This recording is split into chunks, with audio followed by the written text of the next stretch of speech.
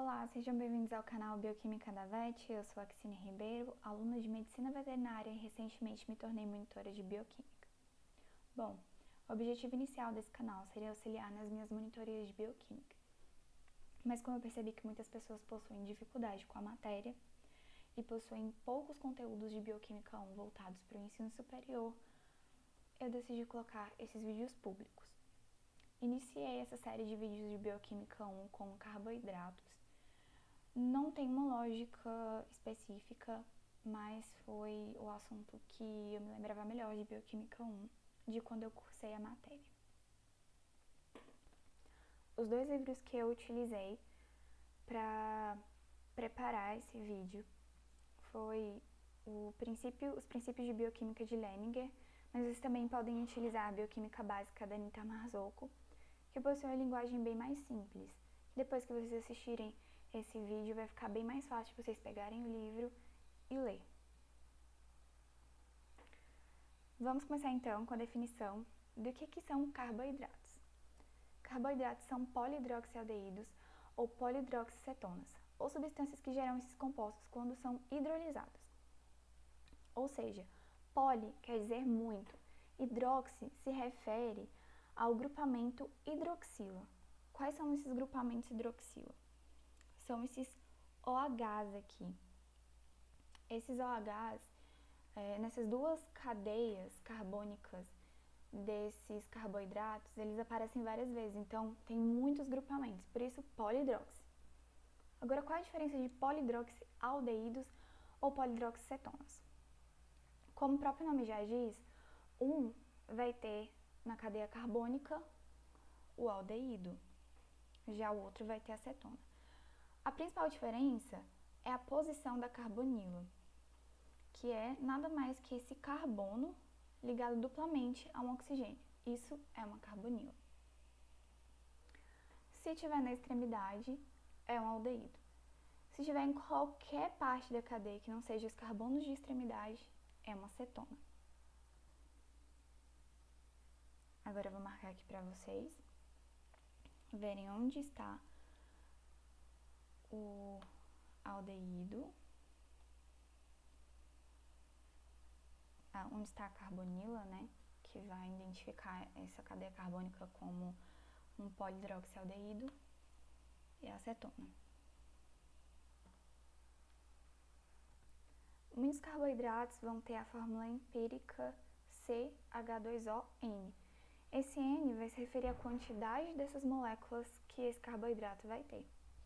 Alguns carboidratos também podem conter nitrogênio, fósforo ou enxofre na sua fórmula, sendo que existem três classes principais de carboidratos que eu vou explicar um pouquinho mais pra frente, que são os monossacarídeos, disacarídeos e polissacarídeos. Alguns carboidratos podem ser elementos estruturais e protetores nas paredes celulares bacterianas e vegetais, e também nos tecidos conectivos de animais. Nessa imagem eu coloquei um exemplo da membrana de uma bactéria gram-negativa. Nós temos aqui uma camada de peptidoglicano, que é um conjugado desse carboidrato, que mais pra frente eu vou mostrar alguns exemplos de carboidratos conjugados a outras moléculas. E outros polímetros de carboidratos vão lubrificar as articulações, como o ácido hialurônico, e vão auxiliar no reconhecimento e adesão intercelular, como é o exemplo do glicocálice, que está nessa imagem aqui, que vai ser muito importante para resposta imune dessa célula. E vai também ajudar na adesão entre uma célula e outra. Como eu falei anteriormente, existem glicoconjugados, ou seja, complexos covalentemente ligados de carboidratos, né, ligados a proteínas ou lipídios, como por exemplo os proteoglicanos, as glicoproteínas e os glicolipídios. Agora explicando um pouquinho sobre a diferença de monossacarídeos, disacarídeos, polissacarídeos, oligosacarídeos. A principal diferença se dá na quantidade de unidades de polihidroxicetona ou polihidroxialdeído. Se você possui uma única molécula de polidroxicetona ou polidroxialdeído, você tem um monossacarídeo. Já se você tem mais de uma unidade de polidroxicetona ou polidroxialdeído, você tem um oligosacarídeo, que são cadeias curtas, né, que são menores que 20 dessas unidades. Porque se ultrapassar de 20 unidades, a gente vai considerar como um polissacarídeo. Um exemplo de oligosacarídeos são os disacarídeos, trissacarídeos e aí por diante. Como eu disse, os polissacarídeos são polímeros de açúcar que contêm mais de 20 unidades de monossacarídeos. E é importante a gente saber que para ligar essas unidades de monossacarídeos para formar essas estruturas maiores, a gente tem a ligação glicosídica. Nós temos exemplo aqui do monossacarídeo da galactose ligada a glicose, formando a lactose, que é um disacarídeo através de uma ligação glicosídica. Algumas características dos monossacarídeos, né? Eles são sólidos, cristalinos e incolores. E plenamente solúveis em água, mas solúveis em solventes apolares. É importante também a gente saber, voltando naquele conceito de cetona e aldeído, que a gente usa o final -ose para determinar açúcares. Ou seja, quando o grupo carbonil está na extremidade, a gente diz que aquele monossacarídeo é uma aldose, porque possui um aldeído. Assim como quando a carbonila está em qualquer posição que não seja os carbonos de extremidade, o monossacarídeo vai ser uma cetose. Eu coloquei aqui alguns exemplos para vocês que eu peguei do Leninger, que justifica essa nomenclatura de ose, ceto, aldo, para vocês perceberem como que se dá a posição dessa carbonila e quanto à nomenclatura. Bom, nesse primeiro a gente tem uma aldoexose, está marcado aqui em vermelho o aldeído, e exose, né, final, ose de carboidratos. E por que exose? Porque possui 6 carbonos. Da mesma forma, a gente tem um ceto, que é de cetona, aqui está a carbonila no meio da cadeia carbônica. Exose, porque tem 6 carbonos ao longo da cadeia carbônica. E ose, o final, que caracteriza um carboidrato.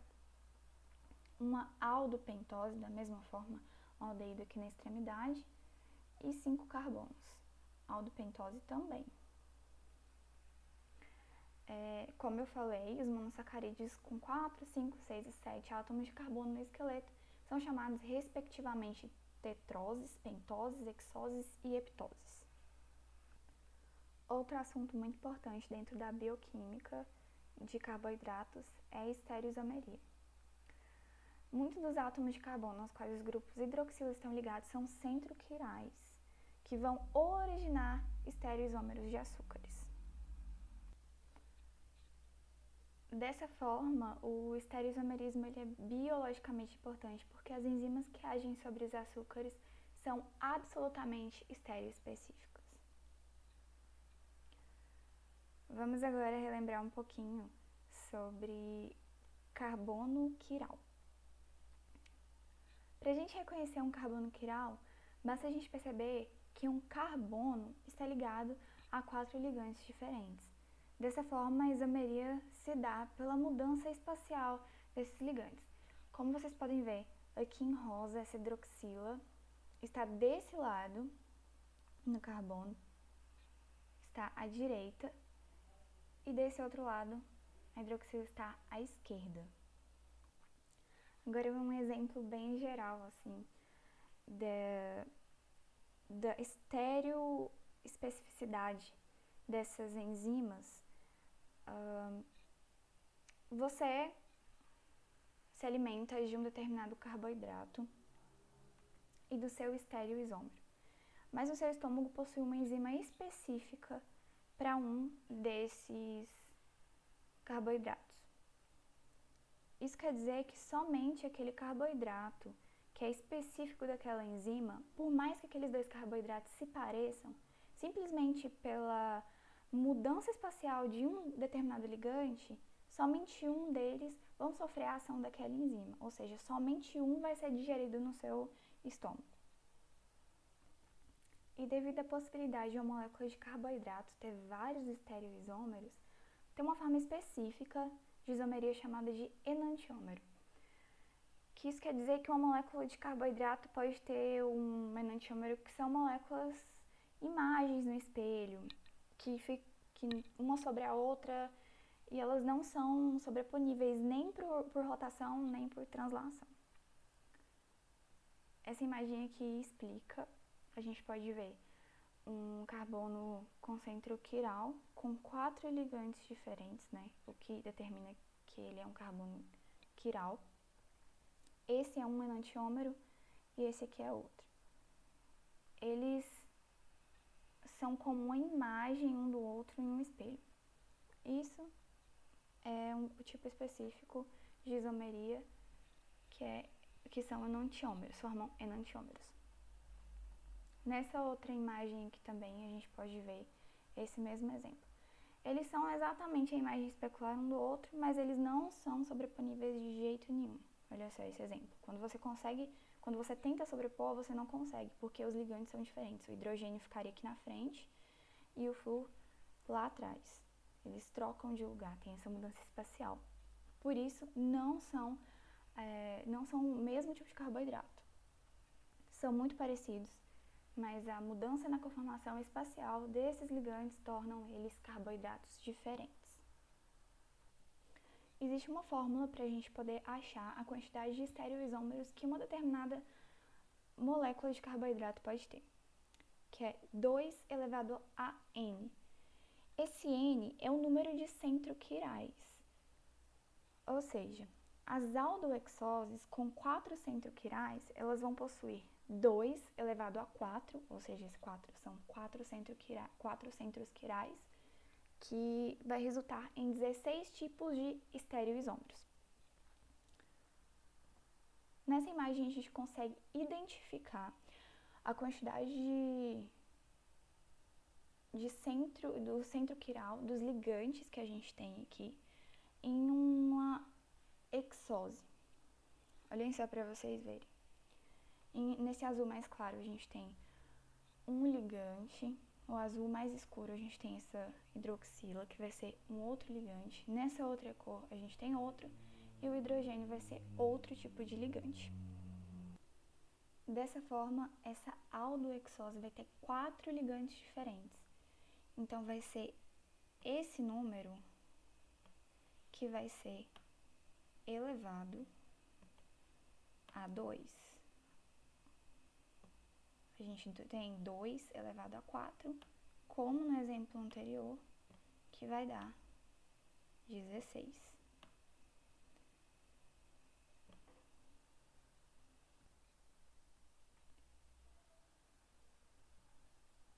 Certo. Outro tipo de classificação é o dextro ou levo-isômero.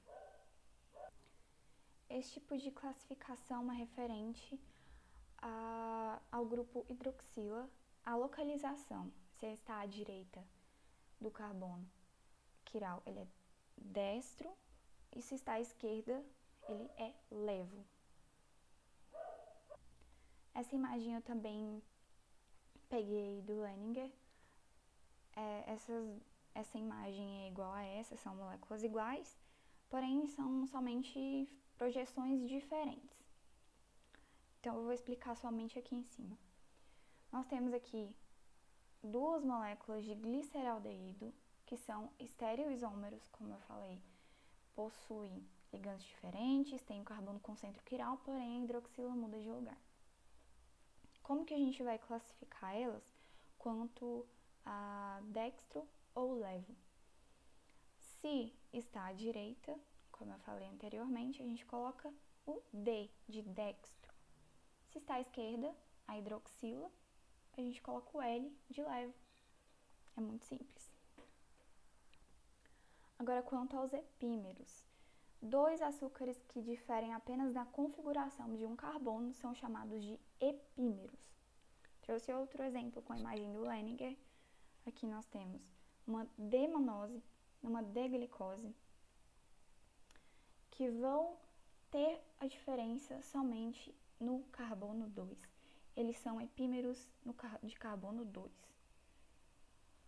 Aqui nós temos a hidroxila do lado esquerdo e aqui a hidroxila do lado direito.